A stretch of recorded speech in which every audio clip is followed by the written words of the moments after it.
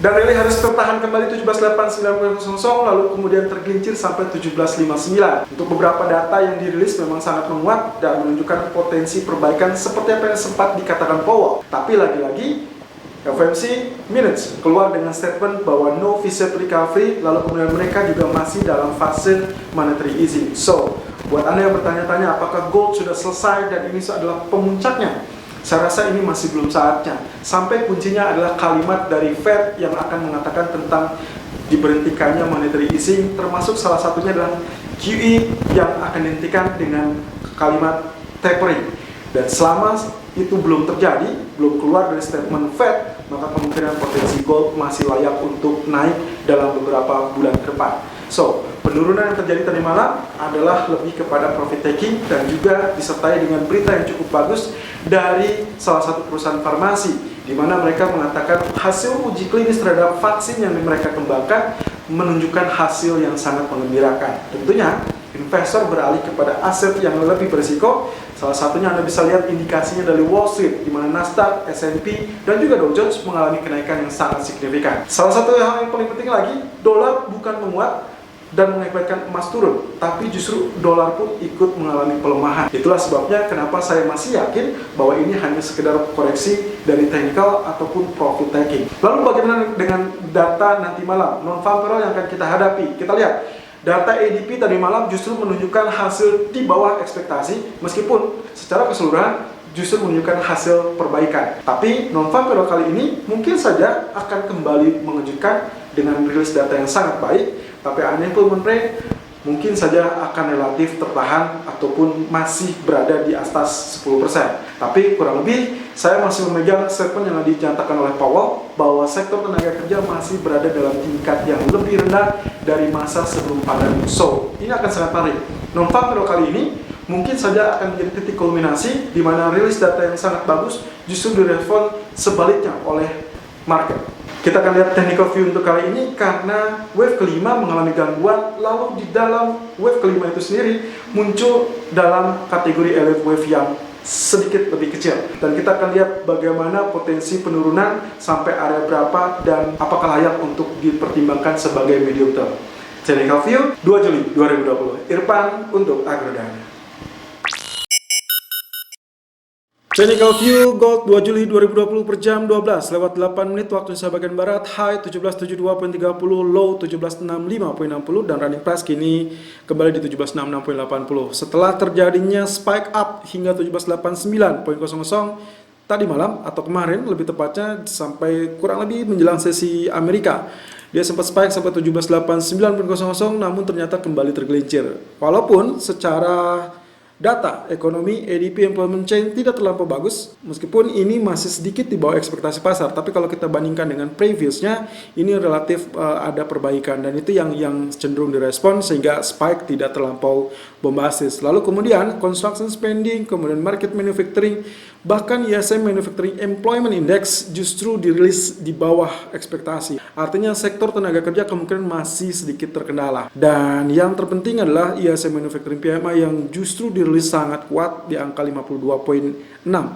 Dan kalau kita bisa bilang ini lebih kepada profit taking. Kenapa? Karena kalau saat bersamaan Anda lihat dolarnya justru kembali turun, kembali melemah. Seharusnya secara otomatis pelemahan dolar itu akan disertai dengan kenaikan gold. Namun ternyata gold kembali turun dan kalau Anda lihat dengan faktor risk sentiment, salah satunya adalah Wall Street, Nasdaq, S&P, Dow Jones mengalami break high ataupun rally. Di pertengahan malam FOMC kembali keluar dengan statement yang juga ternyata sudah sesuai dengan apa yang kita perkirakan.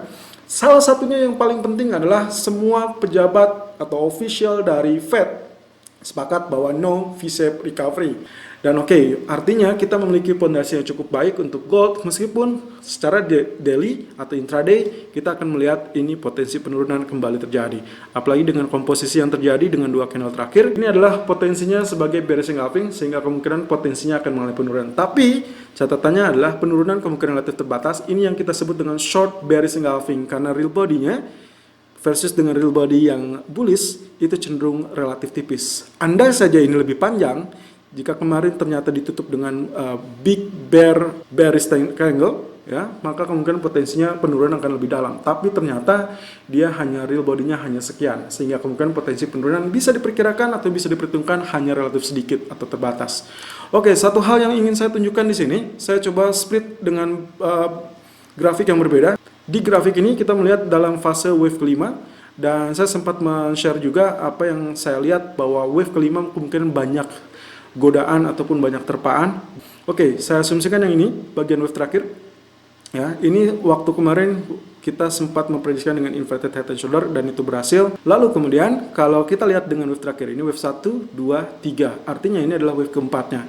Kalau saya ukur dengan Fibonacci retracement, kemungkinan potensinya kurang lebih seperti demikian. Saya zoom seperti demikian dan saya mendapatkan area 1761 sebagai area 38.2%, 50% di area 1753, dan yang paling penting adalah dia tidak boleh melewati area 1737. Jadi selama dia penurunan masih cukup normal di atas 1737, kita masih asumsikan bahwa ini masih dalam tahapan wave kelima ataupun small wave 5 dalam daily chart. So, itu yang mengakibatkan kenapa saya masih yakin bahwa kondisinya penurunan masih good to buy atau kita harus mencari area buy on dip. Apalagi di bulan Juli ini, saya baru mendapatkan informasi bahwa Departemen atau DPR AS sudah menunjukkan bahwa mereka menggolkan undang-undang atau RUU untuk paket stimulus 1,5 triliun. Meskipun ini masih dalam tahapan selanjutnya harus digolkan di Senat. Tapi tahapannya sudah cukup baik dan artinya kita akan melihat ini potensi istirahat. Dan saya rasa non-farm payroll nanti malam akan relatif bagus, tapi dengan catatan kemungkinan karena penurunan sudah terjadi kemarin dan juga bearish engulfing relatif small bearish, maka kemungkinan potensinya penurunan akan relatif terbatas. Sehingga kemungkinan bisa saja saat penurunan nanti non-farm payroll itu akan dijadikan titik kulminasi atau titik pembalikan vice versa dari gold. Di grafik H4 kita akan lihat dengan potensi pergerakan yang kemarin terjadi. Ini adalah Fibonacci fan kita. So ini ternyata dia cukup dalam dan kita akan menguji area 1763 dalam waktu dekat karena area terendah 1765. Saya harap Anda sudah mulai melakukan sell tadi di 1768 ataupun 1770. Itu sudah sangat baik. Nanti hati-hati kalau dia sudah tembus di bawah 1760 karena kemungkinan potensi support yang terdekat adalah 1758 ataupun 1757. Jadi kalau misalkan untuk intraday saya masih setuju untuk melakukan sell, tapi untuk medium term bersiaplah untuk mencari area buy di kisaran 1750 ataupun 1755. Untuk kali ini silakan lakukan sell on pullback 1769 ataupun 1771 which is yang sudah muncul dengan target pertama 1763.00 dan target kedua adalah 1757.60. Stop loss saya asumsikan 1777 menjadi area resisten kita yang paling mujarab dan kemungkinan akan menjadi area tangguh kembali 1777.70. Dan untuk medium term seperti yang tadi sempat sebutkan, bersiap untuk mencari area buy di bawah area 1760. Mungkin kisaran 1755 ataupun 1757. Dan ingat, selalu gunakan stop loss dan risk management sesuai dengan equity dan strategi trading Anda. Irfan untuk Agrodana.